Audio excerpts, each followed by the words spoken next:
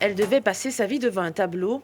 Hélène Benguigui a choisi de passer ses journées derrière les fourneaux. Au lieu de tenter le CAPES de français, il y a une dizaine d'années, elle se tourne vers la cuisine.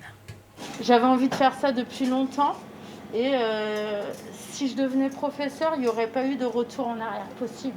Donc c'était le moment ou jamais. C'était une année à perdre si jamais je me trompais. Et puis il semblerait que je ne l'ai pas perdu cette année finalement. Elle obtient son CAP à 22 ans, puis elle travaille dans des restaurants étoilés de la région parisienne. Mais c'est bien la cuisine de grand-mère qu'elle affectionne particulièrement. C'est la cuisine de l'émotion, c'est la cuisine vraie, en fin de compte, la cuisine authentique. Après, je m'amuse beaucoup à la retravailler avec des épices, des herbes. J'essaye vraiment de réinventer avec un côté plus moderne et créatif. Mais la base de cette cuisine, c'est l'authenticité. Un credo qu'Hélène Benguigui applique dans son établissement à Gien, le Café Bouche Bée. Elle l'a ouvert il y a 1 an et demi avec son associé.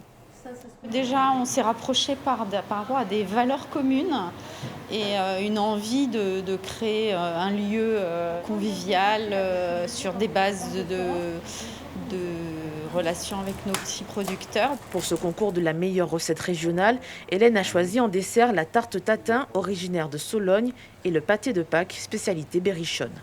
C'est un plat qui est assez paysan et rustique. Et donc, j'ai vraiment réfléchi pour tâcher de le rendre plus moderne et sans trop le dénaturer, parce qu'en fin de compte, c'est un plat qui rappelle beaucoup de souvenirs dans beaucoup de familles.